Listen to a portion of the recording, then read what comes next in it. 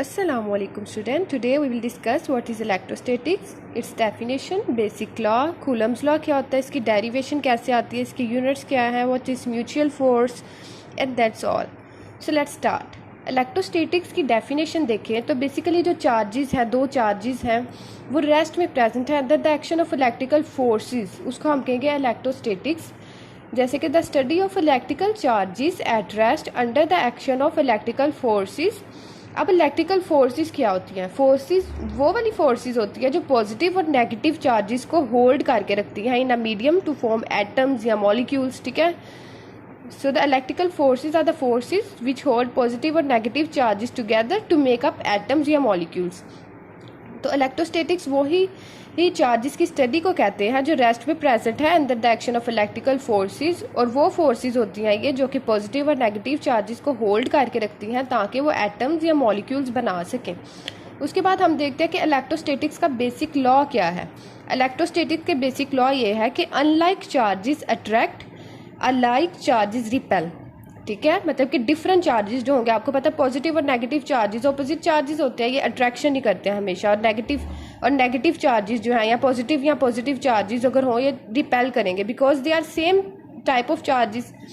तो अगर ये रिपेल करेंगे रिपल्शन में डिस्टेंस इंक्रीज करता है, और एट हाइट हम लोग को पता चलता है कि potential energy is maximum at height. ठीक है, तो जैसे जैसे ये दोनों आपस में रिपेल करेंगे पॉजिटिव और पॉजिटिव चार्जेस या नेगेटिव और नेगेटिव चार्जेस, तो पोटेंशियल एनर्जी इज मैक्सिमम. ठीक है, और अनलाइक चार्जेस जो है वो अट्रैक्ट करेंगे तो kinetic energy is due to the motion of charges. तो kinetic energy is maximum during attraction और potential energy is maximum during repulsion. उसके बाद है कि बेसिक लॉ में आ जाता है कि टेस्ट चार्जेस ऑलवेज पॉजिटिव, और पॉइंट चार्ज जो है वो नेगेटिव भी हो सकता है और पॉजिटिव भी हो सकता है.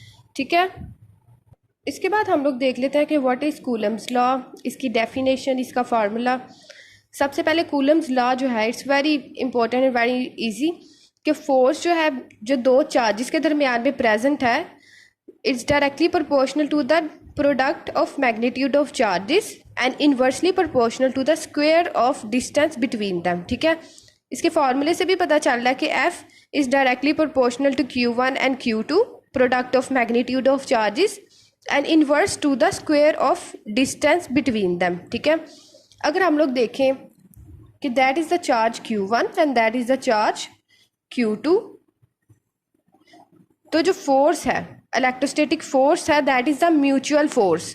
म्यूचुअल फोर्स को हम लोग क्यों कहते हैं? बिकॉज फोर्स जो है वो इक्वली एक्ट करेगी दोनों चार्जेस पे और इसके डिस्टेंस पे जो दोनों के दरमियान में एक्सर्ट कर रहा है. ठीक है, जो दोनों के दरमियान में एक्सर्ट कर रहा है उस पर इक्वली एक्ट करेगी.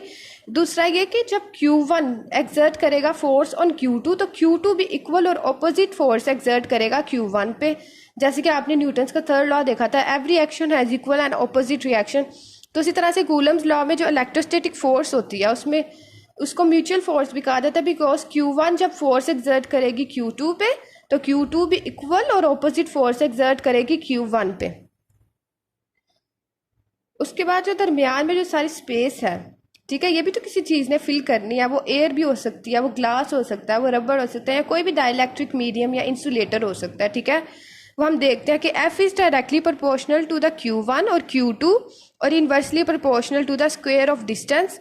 अगर हम लोग इसको इज इक्वल टू में लेके आए तो आपको पता है K is the constant of proportionality जिसकी वैल्यू है 9 × 9 newton metre square coulomb minus K. ठीक है, इसको हमने मेमोराइज करना है, एक ये वाली वैल्यू को, और एक ये कि K is equal to 1/4 pi epsilon naught, और एप्सिलॉन नॉट की क्या वैल्यू होती है 8.85 × 10⁻12 पर न्यूटन पर मीटर स्क्वायर कूलम स्क्वायर. ठीक है, इन दो वैल्यूज़ को आपने मेमोराइज करना है कि K की क्या वैल्यू होती है और एप्सिलॉन नॉट की क्या वैल्यू होती है.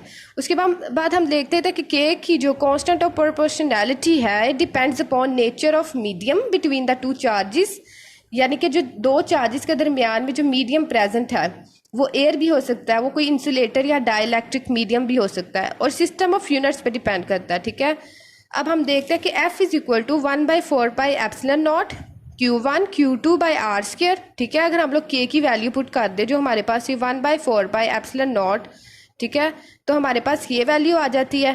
उसके बाद हमने देखा कि force is a mutual force, कि अगर Q1 एक्सर्ट करेगा Q2 पे तो Q2 भी इक्वल और ऑपोजिट फोर्स एक्सर्ट करेगा Q1 पे।